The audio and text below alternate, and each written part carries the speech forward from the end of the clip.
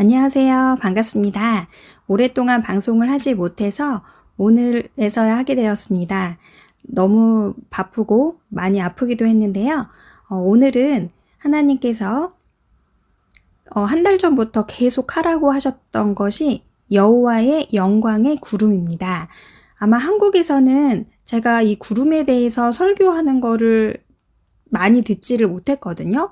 거의 저는 못 들었는데 하나님께서 한국에서 유독 가르치지 않는 것이 여호와의 구름이라고 말씀을 하시면서 여기에 대해서 꼭 가르치라고 말씀하셨습니다. 한마디로 여호와의 구름이 임하면 우리의 소원이 이루어집니다. 그래서 오늘은 잘 들으셔야 되세요. 그런데 이 여호와의 영광의 구름이 아무 때나 우리에게 임하는 것은 아니에요. 자, 말씀을 잠깐 살펴보면 베드로와 야고보와 요한이 변화산에서 예수님께서 형상, 모습이 좀 변하시면서 모세와 엘리야하고 대화하는 장면이 나오잖아요. 이 마태복음 17장 5절에 보면 빛나는 구름이 그들을 덮더니 라는 표현이 있습니다. 여호와의 영광의 구름은 성부 하나님의 임재입니다. 다시 말씀드릴게요. 한마디로 말씀을 드리면 이 구름은 여호와 하나님 아버지의 임재입니다. 우리가 성부, 성자, 성령님이 있는데 그 중에서도 여호와 아버지의 하나님의 구름이 영광이 임할 때가 있어요. 즉 하나님께서 직접 우리에게 임하실 때가 주로 이 구름의 영광으로 오십니다. 하나님을 보면 흔히들 우리는 죄인이기 때문에 죽을 수밖에 없다고 구약에 나와 있잖아요. 그런데 하나님께서 이 구름 안에 숨어서 이 구름으로 내려오실 때가 있어요. 제가 예를 들어볼게요. 얼마 전에 한 달 반에서 2달 정도 된 것 같아요. 제가 얼마 전에 새벽에 기도를 하는데 갑자기 성령님이 오늘은 너에게 여호와의 영광의 구름이 임할 것이다 라고 말씀을 해주셨어요. 저는 그런 일이 처음 있었기 때문에 구름이 뭐지? 라고 생각을 했어요. 왜냐면 우리나라에서는 좀처럼 이 구름에 대해서 설명해 주지 않았기 때문에 이것이 무엇일까? 라고. 그런데 계속 기도를 하고 있는데 계속 지속적으로 성령님께서 오늘은 너에게 여호와의 영광의 구름이 임할 것이다 라고 말씀해 주시면서 오늘 하루 동안 24시간 오늘 하루 동안 지속될 것이다 라고 말씀을 해 주셨어요. 그래서 그러려니 하고 새벽 기도를 끝내고 그날 제가 있었던 일이 뭐냐면 좀처럼 쉽게 풀리지 않는 문제들, 얽혀있는 모든 문제들이 2-3가지가 그날 한꺼번에 해결이 되었습니다. 저의 모든 소원이라고 할까요? 아무튼 이런 것들이 다 해결이 되었던 놀라운 일이 있었거든요.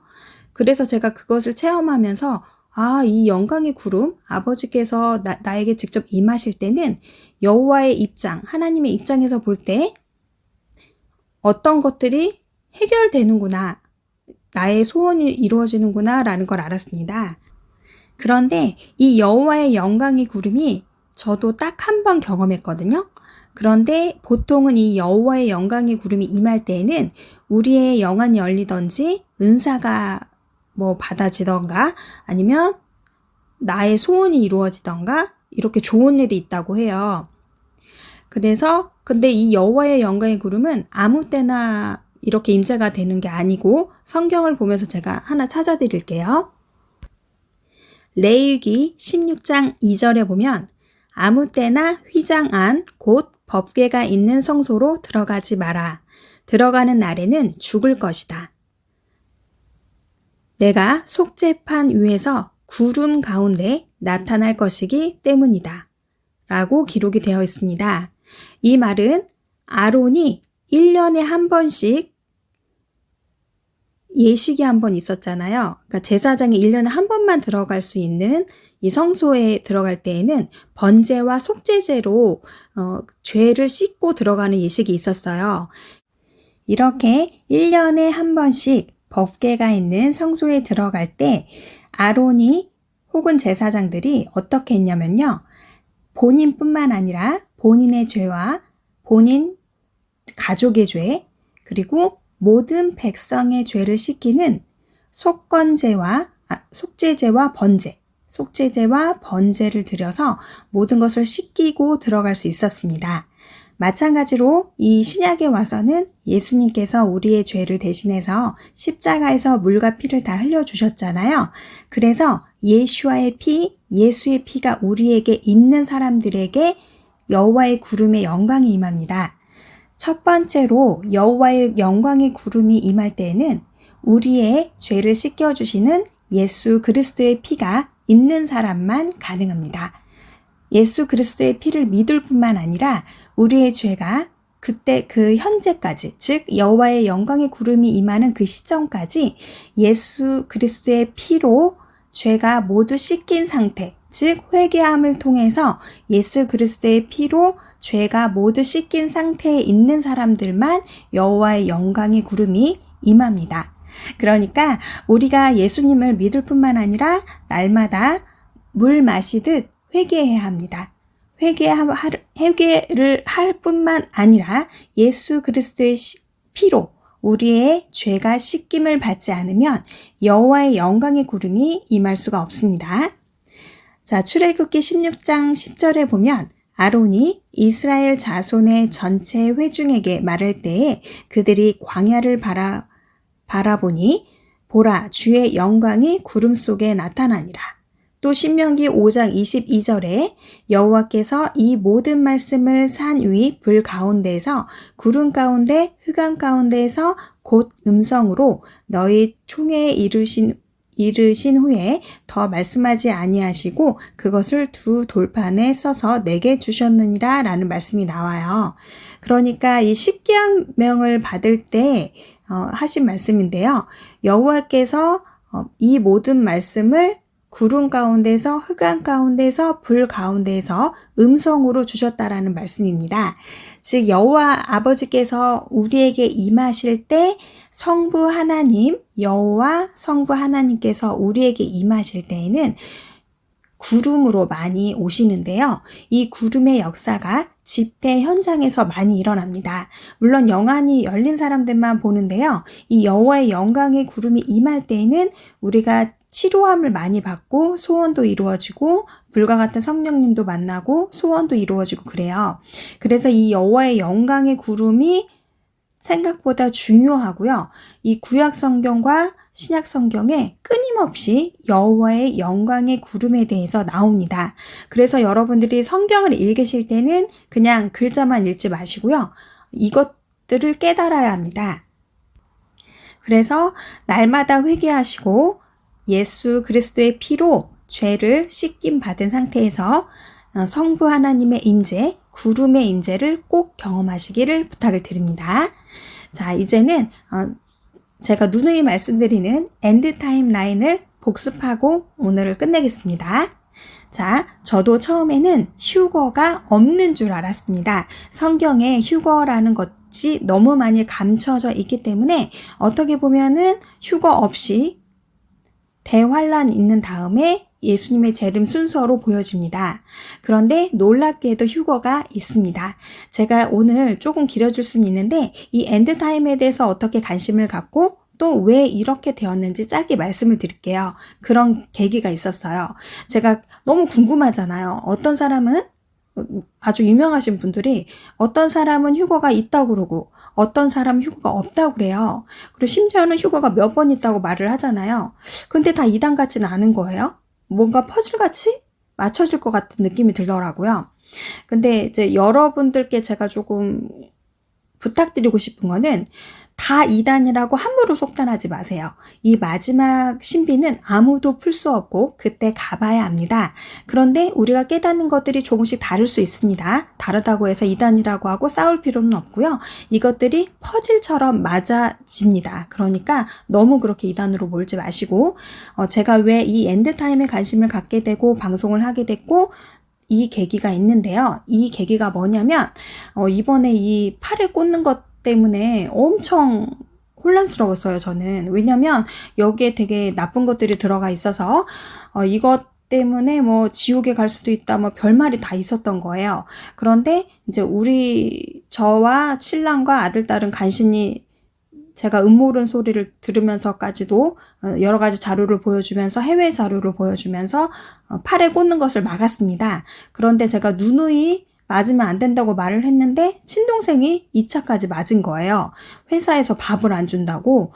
그래서 제가 너무 속상한 거예요. 이 동생이 불지옥에 떨어지면 어떡하나 하고 그때 이제 제가 엎드렸죠. 그러면서 예수님께 물어봤어요. 하나님, 이건 어떻게 되는 거고 엔드타임은 도대체 어떻게 되는 거예요? 그때 하나님께서 갑자기 안 가르쳐 주시다가 갑자기 한 번에 풀어주시는 거예요. 그래서 제가 되게 놀라웠거든요. 그래서 제가 누누이 말씀드리지만 휴거가 있습니다. 그런데 휴거가 너무나 극소수라서 없다고 해도 과언이 아니고 남는 자가 더 많습니다. 아니, 더 많은 게 아니고 거의 다 남아요. 그래서 우리는 다 환난을 통과하거든요. 그래서 지금은 환난을 통과할 때 어떻게 준비하고 학습해야 되는지를 배워야 되는 시점이라고 하셨습니다. 자, 다시 말씀드리면 에녹은 휴거를 예표하는 사람이고요. 또 노아 방주는 휴거가 되지 않고 남은 백성들이 어떻게 살아남는지에 대한 예표입니다. 그래서 휴거는 너무나 극소수로 이루어지기 때문에 없다고 봐도 과언이 아니라는 거예요. 자, 에녹이 휴거가 될 때 외경에 보면 800명 정도의 사람들이 같이 휴거가 되는 장면이 나옵니다. 뭐 믿거나 말거나지만 휴거는 반드시 있고 송명희 시인의 표 소설에 보면 나와 있잖아요. 휴거가 그 대환란 칩을 받는 그 시점하고 약간 텀이 있어요. 이 텀이 있는 이유는 휴거가 일어나서 남은 자들이 준비하고 정신을 차리라고 일부러 텀을 주신다고 하셨거든요. 그래서 에녹을 예표하는 휴거가 있지만 1%대이기 때문에 아주 극소수로 휴거가 되고, 이 사람은 에녹이 살았던 365년을 예표하면서 우리에게 하루도 빠짐없이 성령님과 동행하고 순종한 사람만이 가질 수 있는 특권이라고 하셨습니다. 그런데 우리가 이 마지막 세대에 살면서 어떻게 죄를 안 짓고 살 수 있으며 정신줄 안 놓기가 쉽지가 않잖아요. 그래서 우리는 다 남는다고 보시는 게 맞긴 맞아요. 그래서 이 남는 자들이 어떻게 훈련을 해야 되는지 여기에 대해서 지금부터 학습하고 배워야 합니다. 그래서 제가 휴거와 대환란, 재림, 요한계시록까지 성령님이 저에게만 가르쳐 준 것들을 하나씩 풀어서 다 알려드릴 거예요. 휴거도 이제 제가 지금 저희 강아지가 자꾸 왔다 갔다 해서 발자국 소리 들려도 이해해 주세요. 저희 동물 휴거가 있긴 있거든요. 이것도 한국은 다 2단이라고 하는데 거기에 대해서도 제가 자세히 설명을 해드릴 거고요. 그리고 이제 휴거가 될 수 있는 사람들이 어떻게 살아야 되는지, 그리고 어떻게 말씀이 표현되어 있는지 이런 것들도 제가 다 하나씩 알려드릴 건데, 부탁드리고 싶은 거는 제가 지금 영상 올린 게 한 엔드타임 서브 채널까지 해서 한 7개? 되고 이것까지 아마 8개째일 거예요. 요것들을 계속 반복해서 들어보세요. 제가 이 동영상 하나에다가 휴거랑 여러 가지를 다 넣을 수가 없잖아요. 그때마다 조금씩 다른 내용들을 넣을 거라서 꼭 휴거에 대해서도 이제 되게 많이 하나님 풀어주셨거든요. 그런 것들을 팁으로 알려드릴 게 많이 있어가지고 이제 대환란 같은 경우도 뭐 모든 세계가 도시화가 되어야만 대환란이 일어날 거거든요. 이제 이런 꿀팁들을 조금씩 알려드릴 거니까 제가 영상 올린 거는 한 번 듣지 마시고 여러 번 다 들어보시기 부탁드립니다. 오늘도 승리하세요. 샬롬.